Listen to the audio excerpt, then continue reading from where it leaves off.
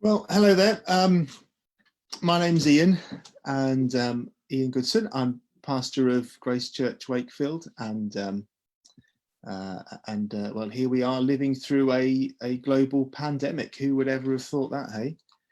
And what I thought I would try to do is just put the odd video on here to to sort of interact, I think, with some of the extraordinary things that the nation and indeed the whole world is going through, because I think that Christianity explains our reaction and makes sense of our experience of all of this in a way that no other system of thought or no other worldview or philosophy can. And now, of course, for most people in Wakefield, most people wouldn't say they have a specific religion. But we all have a sort of a way of looking at life, and for most people that is often what gets called secularism.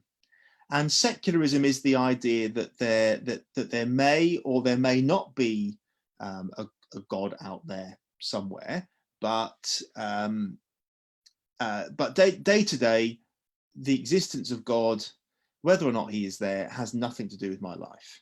And we just live as if God isn't a factor. And most people out there in Wakefield actually think there probably is a God, actually, the statistics would say, but most people also live as if there isn't a God. He's just not a factor. And I think this epidemic, this pandemic, challenges that. I mean, some people will start to ask, well, if there is a God, why would he allow all this suffering? Which is a good question. It's an excellent question. Maybe we'll do a video on that, do a live thing on that. But I'm also hearing people who aren't Christians say, well, maybe God is trying to speak to us through all this. Now, our Prime Minister has said that the words he's used are that we will beat this coronavirus if we all just pull together as a nation. And it's very sort of it's sort of Churchillian, isn't it? Winston Churchill is Boris Johnson's hero, and there's something of the Dunkirk spirit, isn't there, about what he says? And it's quite sort of a rousing sort of idea. He said we'll defeat the coronavirus, we'll send it packing, but I was reading one of the I was reading something on the Metro website. It was I don't know if you can trust the Metro website, but let's assume you can trust what the Metro paper says. One best case scenario is that this is best case scenario that 20,000 people in the UK will die of this. That's the best case scenario. The worst case scenario is far worse. Best case, 20,000. Now, if that is correct, if that turns out to be correct, then no amount of Dunkirk, Churchill, will fight them on the beaches spirit is going to prevent 20,000 people from dying. 20,000. No amount of wartime heroics will completely stop the virus. No amount of government legislation, no deployment of soldiers, no amount of lockdown. The reality is that we can't really defeat this, isn't it? We already haven't defeated it.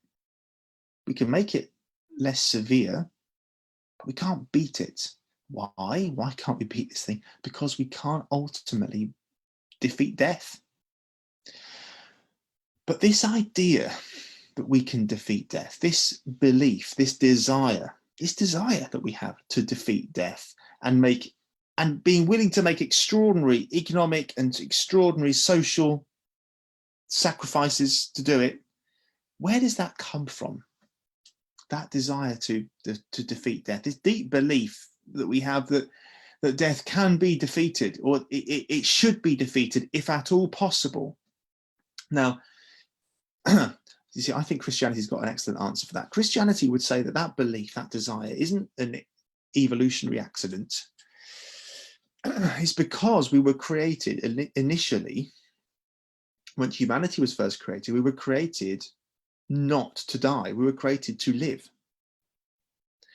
And the Bible starts, you see, with this picture of a world where there is no death. And death only comes into the world People and other living things start to die because humanity rebels against the God who made them. Not only does Christianity say that, but the great high point of the Christian message is that God's Son came down from heaven, Jesus Christ, as we know him as Jesus Christ, and he does defeat death. Most people know that bit of the story. He dies on Good Friday and rises again on that first Easter Sunday. And the end of the Bible story is another picture of a world without death. And this time it's not a garden. It's a picture of the future. It's a picture of a future garden city, full of God's people who have access to a tree, the tree of life. It's a metaphor, but the tree of life. People have access to the tree. People can live forever, and they live together with God, and there is no more death. And so you see, Christianity is saying death is not natural. We, of course, will fight against death all we can. We'll want to do all that we can do because death is not natural. We don't want death around us, and we individually do not want to die.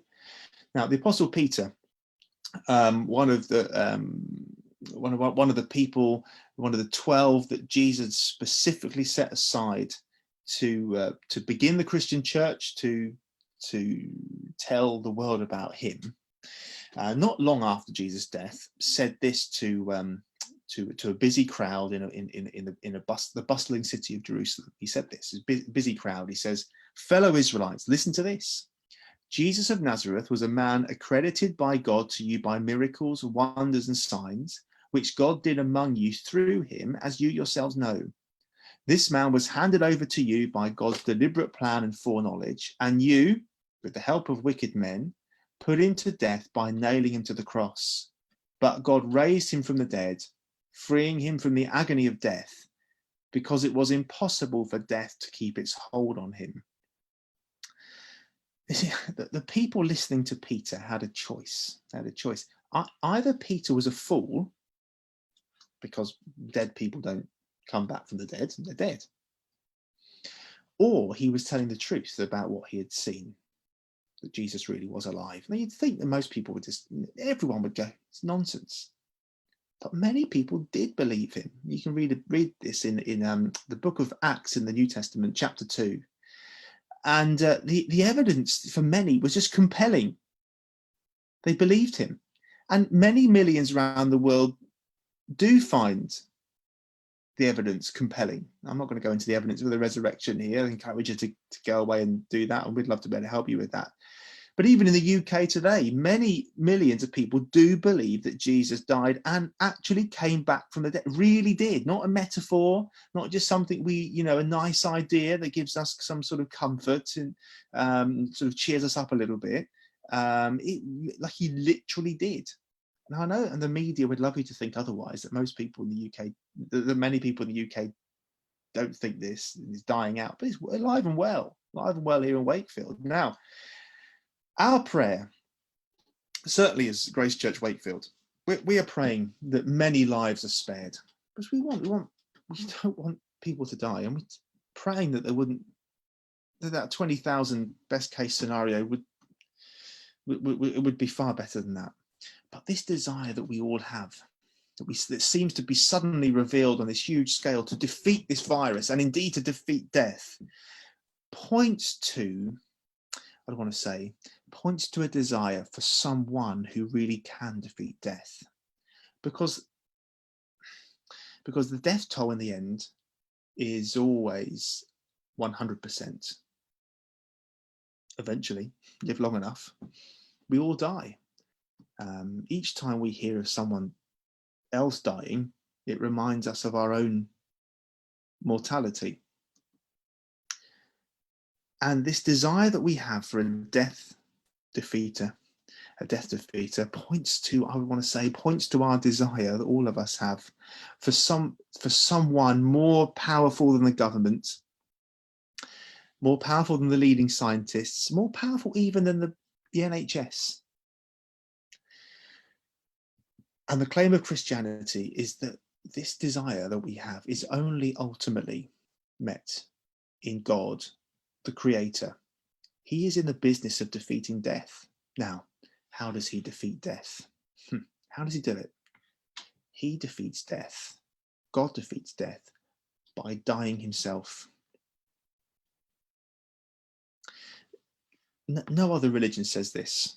I know we've all been taught since we were at school, all religions are the same path up the same mountain, but no other religion says this. They're all different, and no other religion goes as far as Christianity. God dies in the person of his Son, Jesus Christ, Jesus of Nazareth, fully man, but also fully God. He died, and not by a terrible disease caused by a virus, but he died by state execution, a Roman wooden cross, the Roman version of the electric chair. And here's what Christians believe. Here's what the Bible tells us. On the cross, God punished his own Son, Jesus, for our rebellion against him.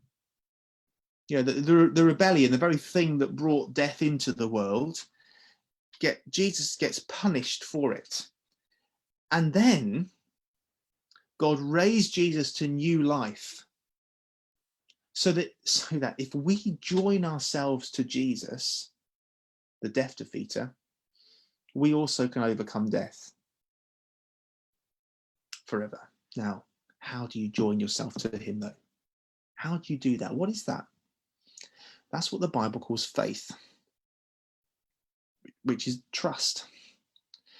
You trust Jesus, Christ, yourself. That's what the Bible's calling us to do. It's calling us to, saying to us, put your trust in Jesus Christ. Don't trust ultimately in the NHS or government or whatever. Trust in Jesus Christ, the death defeater. Unite yourself to him by trusting in him. And then through trusting in him, or through having faith in him, you defeat death, because you are united to the death defeater. Look, we can't really defeat this virus, not completely. It's already claimed lives. It's claiming lives right now, and it will claim many more, it would appear, and no one can bring them back. That is, unless Jesus Christ really is the death defeater, and then there is hope. Look, if you'd like to investigate these claims, there's just this incredibly, it's an unimaginable thing we're going through, isn't it? And for nearly everyone, unimaginably difficult and extremely worrying. We'd love to be able to help you as a church, whatever way we can. And there's a lockdown. It can be difficult to get out and about, but if we can help you, we'd love to. We'd particularly love to help you sort of explore some of these ideas. Take the opportunity to explore the Christian faith, the real Christian faith. And many people, of course, out there in Wakefield today think they know what Christianity is, and they've given up on it. They've already decided what it's about. But as I speak to people, the version of Christianity that I hear from people, the God that I hear people talk to me about, is not the God that I believe in. So I really urge you to just have another go investigating.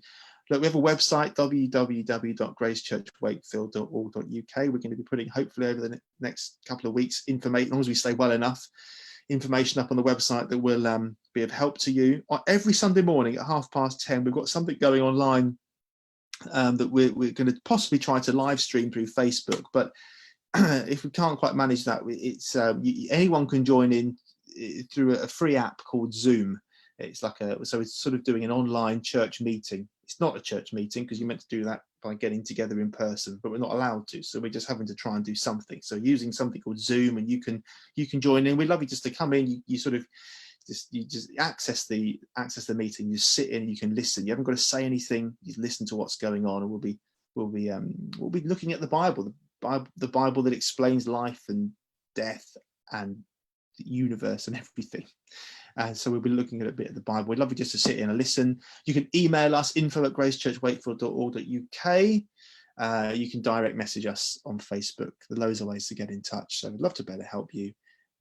So please get in touch. Thanks very much.